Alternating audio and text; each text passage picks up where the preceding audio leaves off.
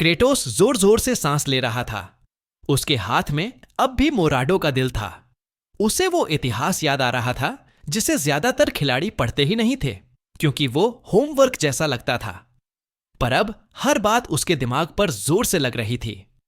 मोराडो, Kratos से पहले वाला राजा। उसकी ताकत बस ज्यादा नहीं थी। वो ऐसी थी जैसे गलती से गेम को हेल मोड पर सेट कर दिया हो। मोराडो पैदा से डेमन किंग नहीं था। वो पहले 4 स्वर्गीय राजाओं में से एक था जो मेलोडी की चुड़ैल 8 टेनिस के अधीन काम करते थे। फिर एक दिन उसके अंदर कुछ टूट गया। मोराडो ने बाकी 3 स्वर्गीय राजाओं की शक्ति को भी सोख लिया। इतनी ताकत लेकर उसने 8 टेनिस को ही चुनौती दे दी। और 8 टेनिस वो हिली भी नहीं। उसने बस एक सुर नोट गाया और धड़ाम, लड़ाई खत्म। मोराडो जिंदा तो बच गया, लेकिन बहुत बुरे हाल में। वो इतना डर गया कि वो सो भी नहीं पा रहा था। तो उसने जितनी भी मना बची थी सब लगा दी 8 टेनिस के शरीर को सील करने में। एक बूंद भी नहीं छोड़ी। पर फिर भी उसका डर कम नहीं हुआ। अपनी बची खुची ताकत से उसने एक आखिरी वस्तु बनाई, एक ऐसा औजार जो 8 टेनिस के फिर से जागने पर उसे रोक सके। और वहीं से क्रेटोस ने मौका पकड़ा। मोराडो जब मर रहा था तब क्रेटोस ने राजगद्दी संभाल ली। लेकिन मोराडो की वो आखिरी चीज बची रही, 8 टेनिस के लिए बने प्रोटेक्टिव बैरियर को सक्रिय करने की चाबी। और वो चाबी थी मोराडो का दिल। क्रेटोस ने अपने हाथ में चमकती वस्तु को देखा। 8 टेनिस ने हाथ घुमाया और हवा में चमकते अक्षर बन गए, जैसे कोई गुस्से वाला कैलीग्राफी टीचर धक्का देकर लिख रहा हो। उसने लिखा, मुझे नहीं पता यह कैसा बैरियर है, लेकिन तुम्हारे पीछे के दोनों को मरना होगा। सर्जी और बॉल जड़ हो गए। क्रेटोस तुरंत चिल्लाया, बॉल, सर्जी, यहां आओ। 8 टेनिस के कपड़े एक चाबुक जैसी आंधी में बदल गए। उसका वो हमला पहाड़ को भी 2 हिस्सों में काट सकता था। उसने दोनों पर हमला फेंका। बॉल और सर्जी जान बचाने की तरह दौड़े। क्रेटोस ने अपना हाथ बैरियर के बाहर निकाला, सर्जी का हाथ पकड़ा, बॉल का कंधा दबोचा और दोनों को अंदर खींच लिया, जैसे कोई मां बच्चों को अंदर आओ, खाना तैयार है कहकर खींच ले।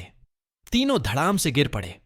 बाहर 8 टेनिस का हमला बैरियर से टकराया और उसी के चेहरे पर लौट गया। उसका चेहरा इतना गिर गया जैसे उसके ऊपर अचानक दोगुना गुरुत्वाकर्षण लगा हो। क्रेटोस खड़ा हुआ, अपने कपड़े झाड़े और हल्की तंज वाली पोलाइट आवाज में बोला, अरे, आप काफी हैरान लग रही हैं। यह बैरियर सिर्फ 8 टेनिस के लिए है। उसके अलावा कोई भी आराम से अंदर बाहर आ सकता है। और फिर जैसे कोई शरारती बच्चा, क्रेटोस ने बैरियर से अपना सिर बाहर निकाला और मजाकिया चेहरा बनाया। 8 टेनिस का गुस्सा उबलते ज्वालामुखी जैसा हो गया। उसने फिर एक खूबसूरत लेकिन जानलेवा पूरा ताकत वाला हमला किया। क्रेटोस आराम से पीछे हट गया और चिल्लाया, मां! हमला फिर उछलकर उसके चेहरे पर वापस लगा, इस बार और जोर से। क्रेटोस की खुशी आसमान छू गई। वो बिल्कुल ऐसे हो गया जैसे कोई बच्चा डू नॉट टच वाला बटन दबाए और असली में कुछ होता देख ले। गाल फुलाना, भौहें नचाना, सब कर रहा था। 8 टेनिस और गुस्से में। क्रेटोस और बेवकूफी भरा चेहरा बनाता रहा। यह एक अजीब लड़ाई थी और क्रेटोस जीत रहा था। फिर उसे गेम याद आया। मोराडो का दिल ना हो तो खिलाड़ी का सीधा मौत का साइन। दूर से हमला, बेकार। पास जाओ, तुरंत मर जाओ। और बैरियर एक्टिव हो तो अंदर जाना मतलब मौत। लेकिन यहां बैरियर लगा है और मैं अंदर सुरक्षित हूं। सब आराम से। क्रेटोस के चेहरे पर धीमी धीमी मुस्कान आई। ठीक है, अब सभ्य लोगों की तरह बात करते हैं। 8 टेनिस इतनी कांप रही थी जैसे उसकी नसों में खून की जगह सोडा चल रहा हो। क्रेटोस बैरियर पर टिक कर बोला, तुम चाहती क्या हो? बिना बात मेरे लोगों पर हमला क्यों किया? 8 टेनिस ने सिर झुकाया। शब्द चमके, क्या तुम अब भी के डेमन लॉर्ड हो? क्रेटोस ने बेपरवाही से कहा, हां, कुछ ऐसा ही। अगले शब्द, मैं तुम्हें मारकर डेमन लॉर्ड का सिंहासन वापस लूंगी। क्रेटोस ने ऐसे सांस छोड़ी जैसे उसने उससे पैसे उधार मांग लिए हों। और फिर सिंहासन लेकर क्या करोगी?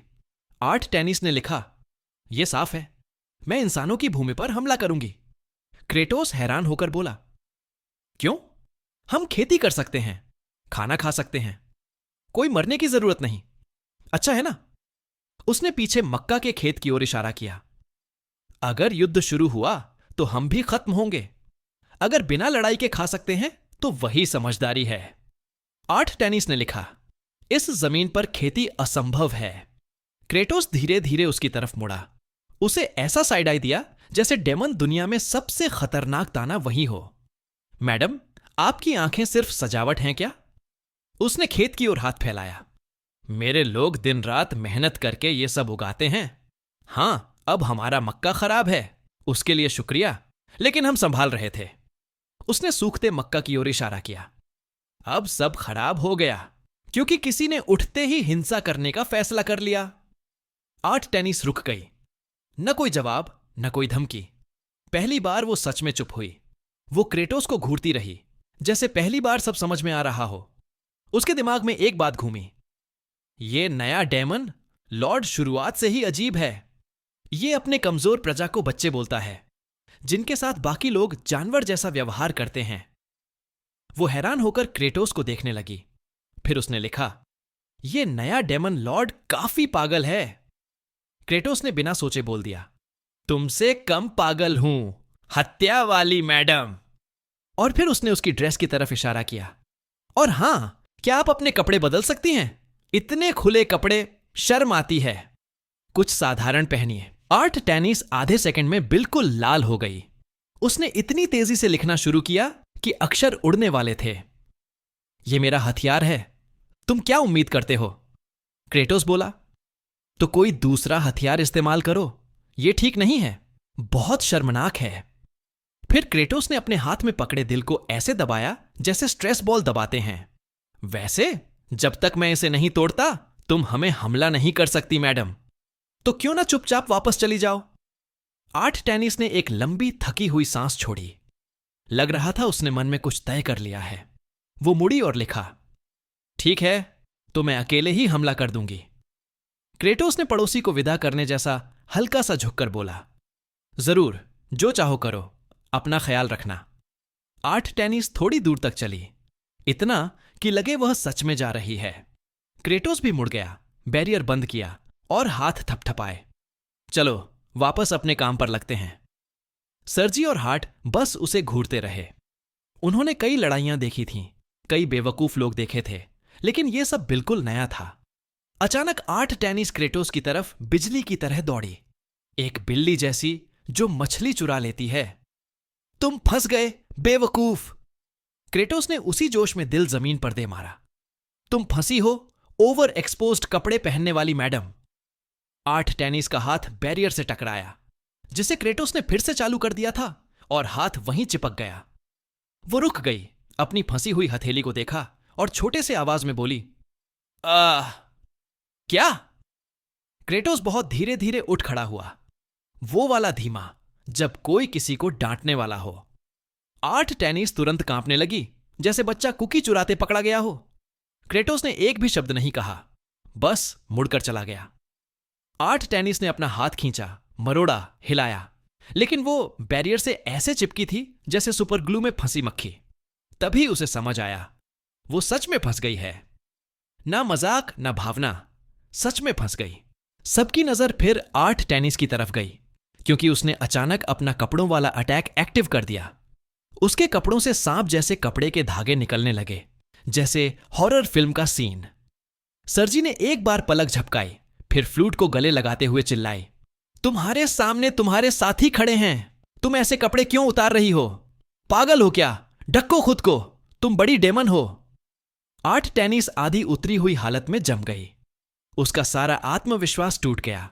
वो जल्दी जल्दी खुद को ढकने लगी, जैसे कोई बच्चा मां के कपड़े पहनते पकड़ा गया हो।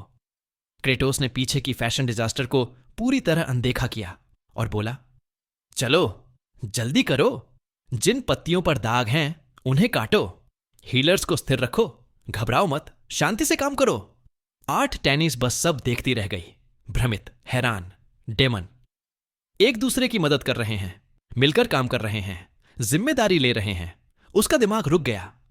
डेमन एक दूसरे की मदद कर रहे हैं, ये कैसी बकवास है। अगले दिन धूप बहुत तेज थी। 8 टेनिस एक चट्टान के सहारे बैठी हाँफ रही थी। बहुत गर्मी है, प्यास लगी है, बहुत समय तक सील रही। मैं बहुत कमजोर हूं। तभी फ्लूट डरते हुए पास आई।